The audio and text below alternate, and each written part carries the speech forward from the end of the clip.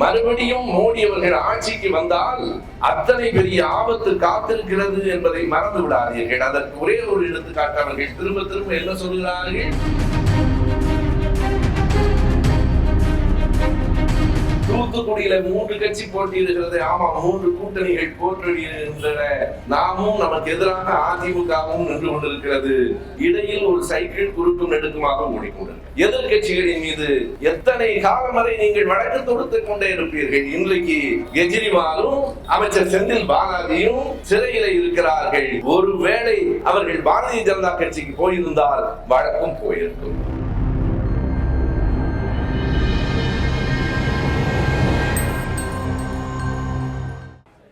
என்னதானோ case வாங்குற ஆபீஸ்ல இவ்ளோ கூட்டமா இருக்கு? அது கேஸ் வாங்க வந்த கூட்டம் இல்ல, பக்கத்துல கேஸ் வாங்க லோன் வாங்க வந்த கூட்டம். என்ன கேஸ் வாங்க லோனா? ஆமா, வருஷத்துக்கு 6000ல இருந்து 10000 ரூபாய் வரைக்கும் நம்ம வீட்டு கேஸுக்கு செலவாகுது. தினசரி சம்பளம் வாங்குற நாமெல்லாம் என்ன பண்ணுவோம் சொல்லு? இதை தெரிஞ்சுக்கிட்டு தான் இவங்க எல்லாரும் இங்க வந்து உட்கார்ந்துருக்காங்களா? என்னத்த சொல்லு, வா போவோம். கேரண்டி வாரண்டிகளை இனியே நம்ப போறீங்களா? சிந்தித்து வாக்களிங்க.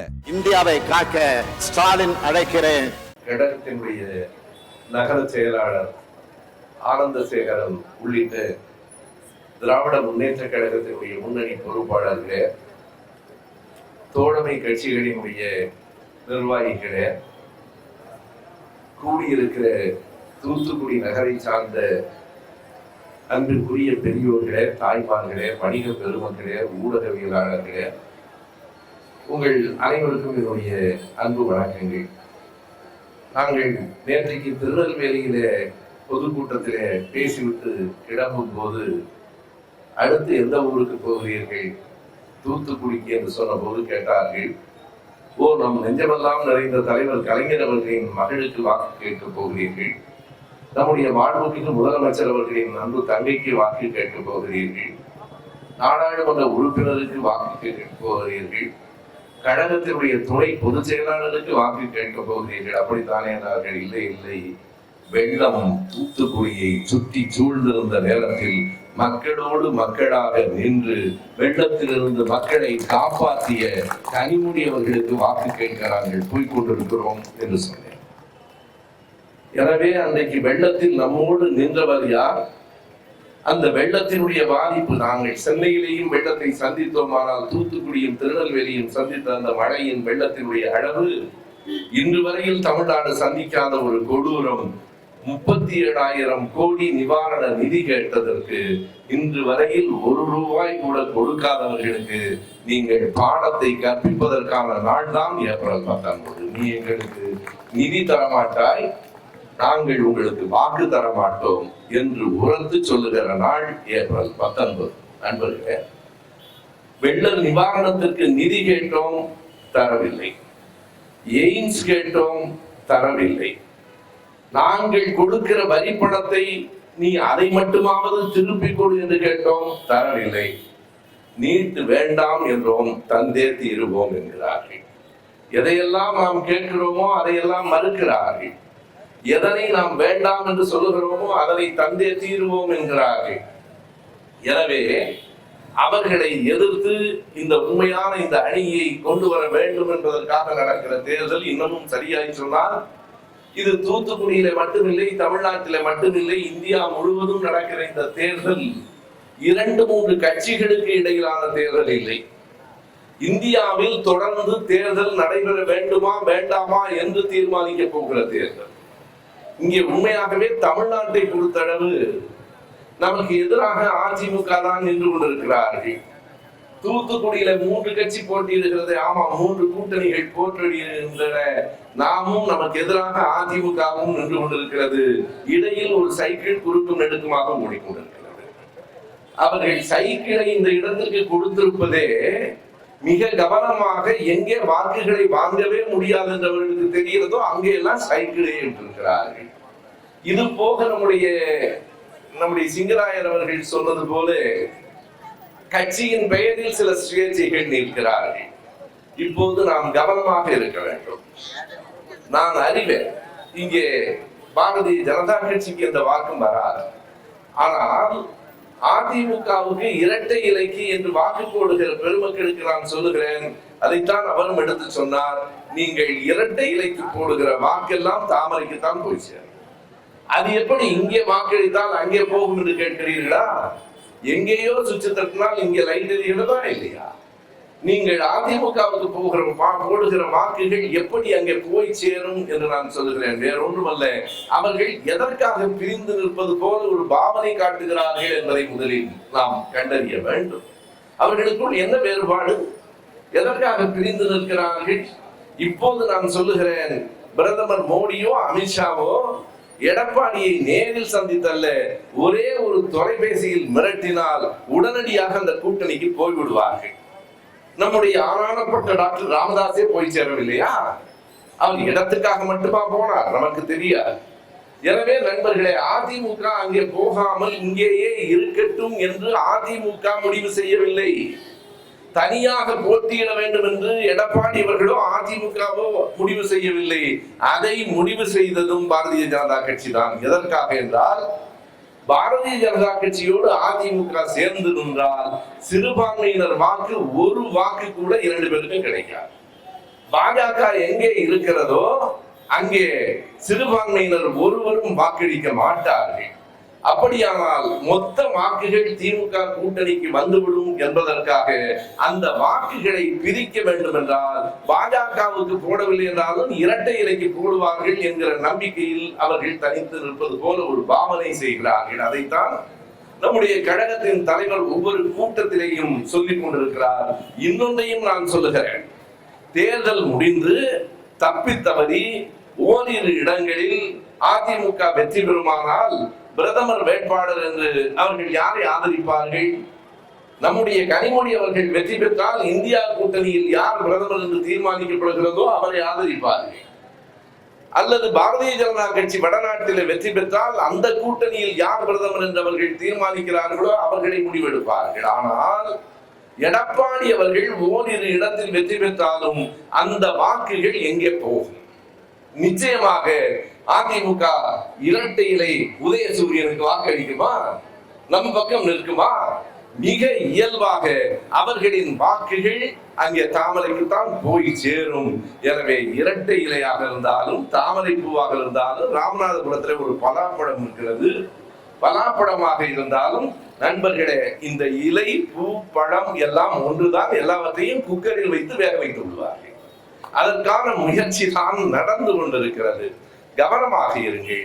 அதாவது தூத்துக்குடியில சிறுபான்மையினரும் அதிகமாக இருக்கிறார்கள். இந்த பாஜகவினரால் இஸ்லாமியர்களுக்கு, கிறிஸ்தவர்களுக்கு மிகப்பெரிய ஆபத்து என்று பலரும் கருதுகிறார்கள். இல்லை இல்லை, இந்துக்களுக்கும் அதைவிட கூடுதலான ஆபத்து இருக்கிறது. இவர்கள் ஆட்சியில் இந்துக்களுக்கு ஒன்று நன்மை நடக்காது. ஆனால் எப்படியெல்லாம் இவர்கள் செய்கிறார்கள், என்ன என்ன மோசடிகள், என்ன என்ன மாற்றங்கள் நடைபெறுகின்றன என்பதை நான் எடுத்து சொல்லுகிறேன். அப்துல் நசீர் என்று ஒரு நீதிபதி இருந்தார். இங்கே இருக்கிறவர்கள் விவரம் அறிந்தவர்கள். அப்துல் நசீர் இப்போது யாராக என்னவாக இருக்கிறார் என்பதை நீங்கள் அறிந்திருப்பீர்கள். ஆந்திர மாநிலத்தின் ஆளுநராக இப்போது இருக்கிறார். அவர் 2017 2023 வரை உச்ச நீதிமன்றத்தில் நீதிபதிகளில் ஒருவராக இருந்தார். நான் சொல்லுவதை நீங்கள் கவனமாக அந்த பெயரை கேட்டுக் கொள்ளுங்கள். அப்துல் நசீர். சிறுபான்மையினரையும் கூட அவர்கள் எப்படி வழங்கிறார்கள் என்பதற்காக சொல்லுகிறேன். அந்த அப்துல் நசீர் என்கிற உச்ச நீதிமன்றத்தில் நீதிபதியாக இருந்த அவர் முத்தலாக் வழக்கில் அவர்களுக்கு சார்பாக தீர்ப்பளித்தவர்களில் ஒருவர். அது மட்டுமல்ல, 2019 அயோத்தி வழக்கில் அங்கே இந்து கட்டிடம் இருந்ததற்கான சான்றுகள் இருக்கின்றன என்று சொன்ன 5 நீதிபதிகளில் அவர் ஒருவர். என்ன ஆயிற்று? 2023 ஜனவரி 4 அவர் ஓய்வு பெற்றார். அதே ஆண்டு பிப்ரவரி 24 அவர் ஆந்திராவின் ஆளுநர் ஆகிவிட்டார். என்ன ஒரு வித்தை பாருங்கள். உச்ச நீதிமன்றத்தில் இருந்து ஜனவரி 4 தான் அவர் ஓய்வு பெறுகிறார். சரியாக 50 நாட்கள், 2 மாதங்கள் கூட ஆகவில்லை, அவர் ஆந்திராவின் ஆளுநராக ஆக்கப்படுகிறார். இதுதான் இந்தியாவில் நடந்து கொண்டிருக்கிறது. வெறும் நீதிபதி அல்ல, எழுத்தாளர்கள் அல்ல, எண்ணி பாருங்கள், எத்தனை அரசியல் கட்சி தலைவர்கள் இப்படி இடம் மாற்றப்பட்டிருக்கிறார்கள். இடம் மாறி இருக்கிறார்கள் அல்ல, இடம் மாற்றப்பட்டிருக்கிறார்கள். அதில் ஒரு நீண்ட பட்டியல் இருக்கிறது. நான் மூன்று பேரை எடுத்துக்காட்டுக்கு சொல்லுகிறேன். ஒருவர் பெயர் அஜித் பவார்.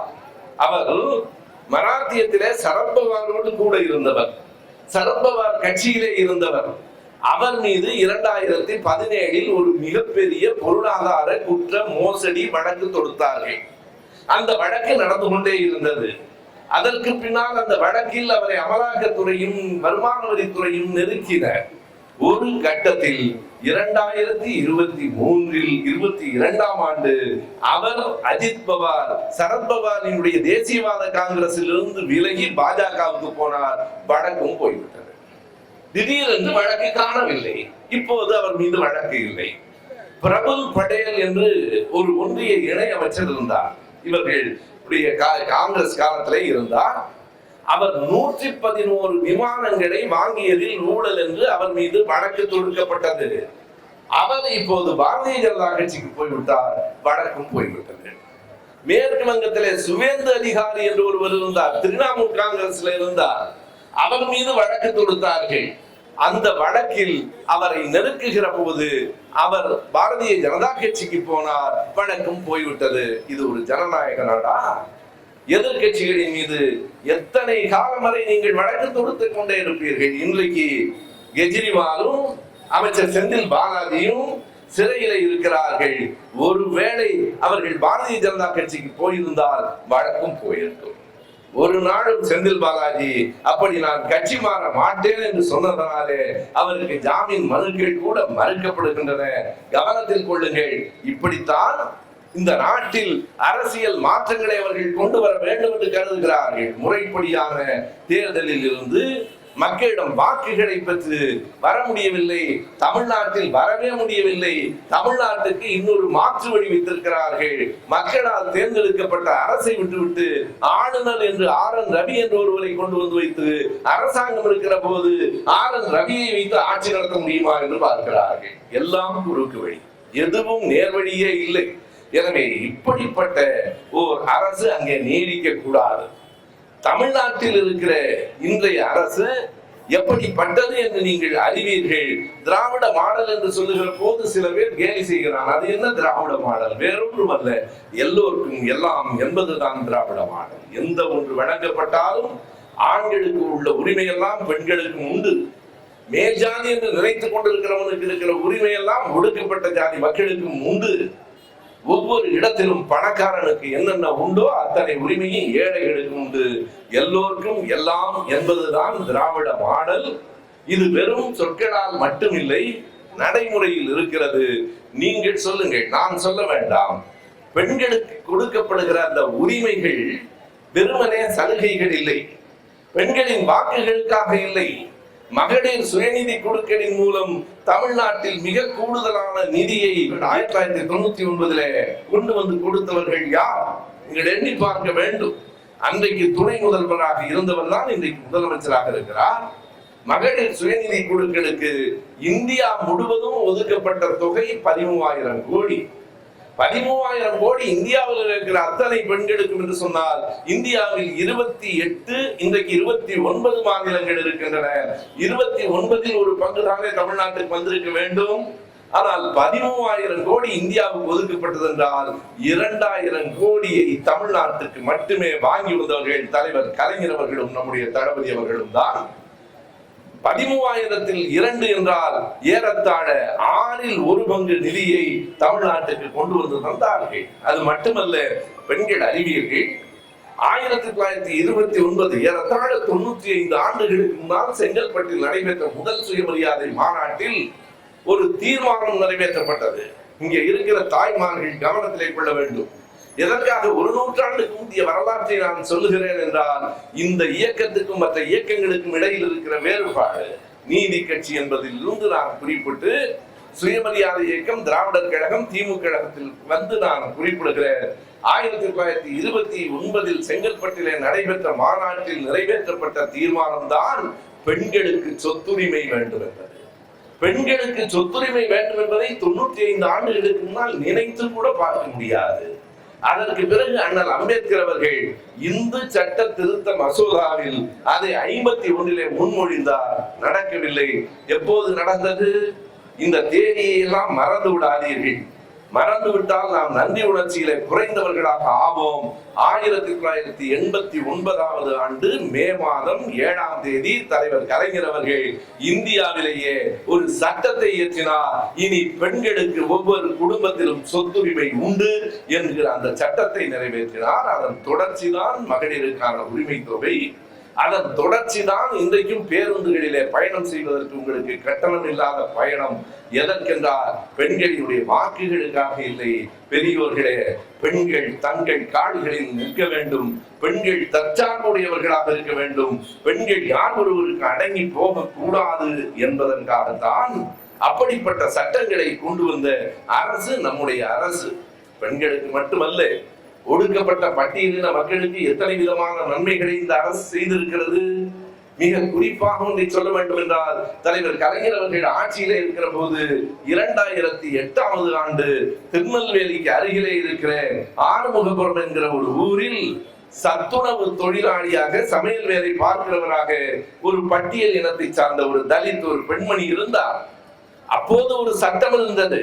அந்த சத்துணவு கூடத்திலே பணியாற்றுவதென்றால் அந்த பள்ளிக்கூடம் அமைந்திருக்கிற இடத்திலிருந்து 5 கிலோமீட்டருக்குள் இருக்க வேண்டும் என்று இருந்தது.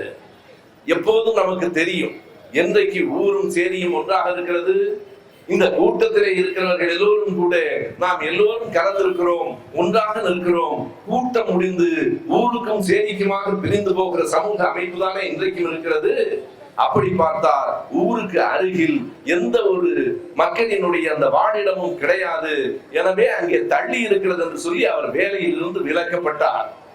அவர் நீதிமன்றத்திலே மற்றவர்களின் அறிவுரை காரணமாக வழக்கு தொடர்ந்த போது தலைவர் கலைஞர் அவர்கள் இனிமேல் பள்ளிக்கூடத்துக்கும் வாழிடத்துக்கும் எவ்வளவு தொலைவு என்று பார்க்க வேண்டியதில்லை, அந்த தகுதி இருந்தால் வேலை கொடுக்கலாம் என்று சட்டம் இயற்றியதால் அந்த பெண் மட்டுமல்ல 25,000 பெண்கள் தமிழ்நாட்டில் பட்டியல் இனத்தை சார்ந்தவர்கள் வேலை பெற்றார்கள். இதை நான் தேர்தலுக்காக சொல்லவில்லை, இதை நீதிபதி கே. சந்துரு அவர்கள் தன்னுடைய புத்தகத்தில் எழுதியிருக்கிறார். எதற்கென்றால், எல்லோருக்கும் எல்லாம் என்பதுதான் திராவிட மாடல். அது இந்திய மாடலாக மாற வேண்டாமா? எல்லோருக்கும் எல்லாம் என்பது இந்தியா முழுவதும் நடைபெற வேண்டாமா? அதற்கான தேர்தல் தான் இந்த தேர்தல். இது ஒன்று. இரண்டாவது, நம் உரிமைகள் எப்படி நசுக்கப்படுகின்றன. இன்றைக்கு இஸ்லாமியர்களாக இருந்தாலும் கிறிஸ்தவர்களாக இருந்தாலும் மறுபடியும் மோடி அவர்கள் ஆட்சிக்கு வந்தால் அத்தனை பெரிய ஆபத்து காத்திருக்கிறது என்பதை மறந்து விடாதீர்கள். அதற்கு ஒரே ஒரு எடுத்துக்காட்டு அவர்கள் திரும்ப திரும்ப என்ன சொல்கிறார்கள்? ஒரே நாடு, ஒரே தேர்தல், ஒரே மொழி, ஒரே மதம், ஒரே வரி. இந்த ஒரே என்று சொல்லுவதே ஆதிக்கத்தின் குரல். நாம் மிக தெளிவாக சொல்லுகிறோம், நாடு ஒன்றாக இருக்கட்டும், மதங்கள் பலவாக இருக்கும். நாடு ஒன்றாக இருந்தாலும் மொழிகள் பலவாக இருக்கட்டும்.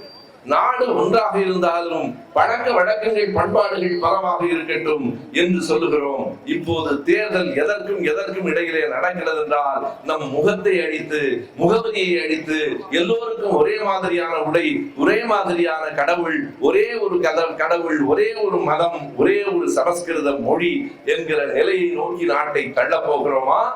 அல்லது தமிழும் வேண்டும், தெலுங்கும் வேண்டும், பஞ்சாபி மொழியும் வேண்டும், வங்க மொழியும் வேண்டும், இந்தி மொழியும் வேண்டும், சமஸ்கிருத மொழியும் வேண்டும் என்று எல்லா மொழிகளையும் ஏற்றுக்கொள்ளுகிற ஒரு தடத்திற்கு வரப்போகிறோமா என்பதற்கான தேர்தல்.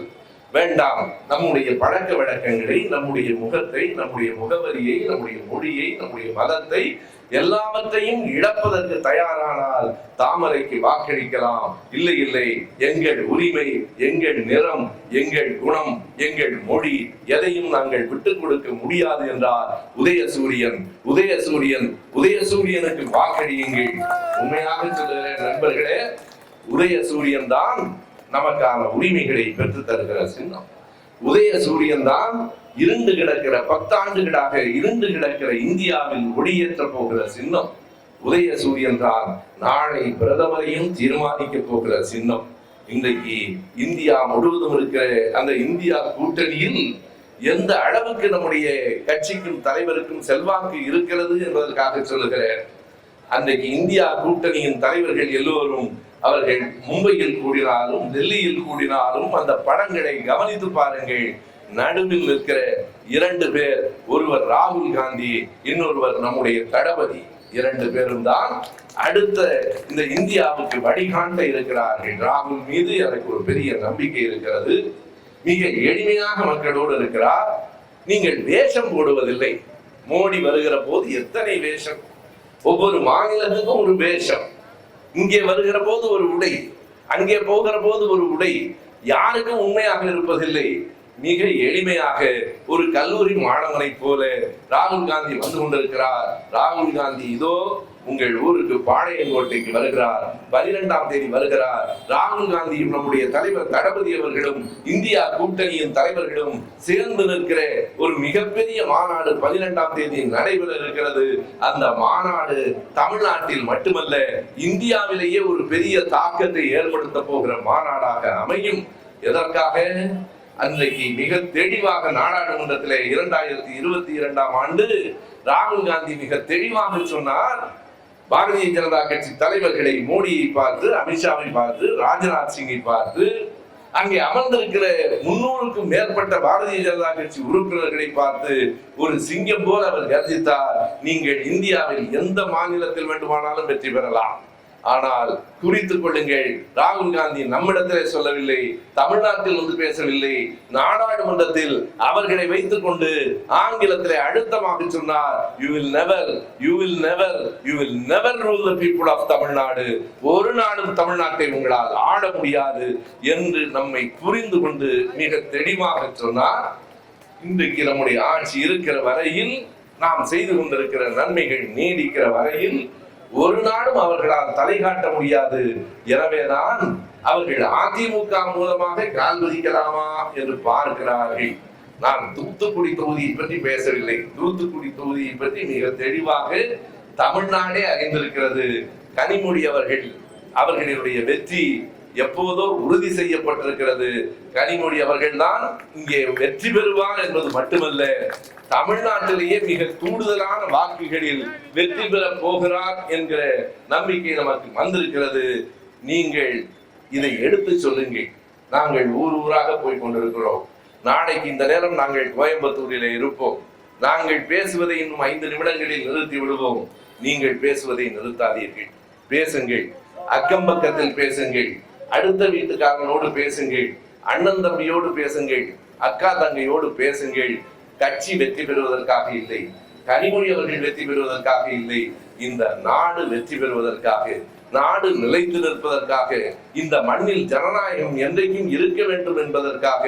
இன்னும் ஒன்றை சொல்லுகிறேன், நம்முடைய காலங்கள் ஓரளவு முடிந்து போயிருக்கலாம். நம் பிள்ளைகள், பேர பிள்ளைகள், அடுத்தடுத்த தலைமுறையை சார்ந்தவர்கள் இந்த மண்ணிலே மகிழ்ச்சியாகவும் மன நிறைவோடும் வாழ வேண்டும் என்றால் மறந்து விடாதீர்கள். இது வெறும் தேர்தல் இல்லை, நம் வாழ்க்கையை தீர்மானிக்க போகிற ஒன்று. உதயசூரியன் நம் வேட்பாளர் கனிமொழி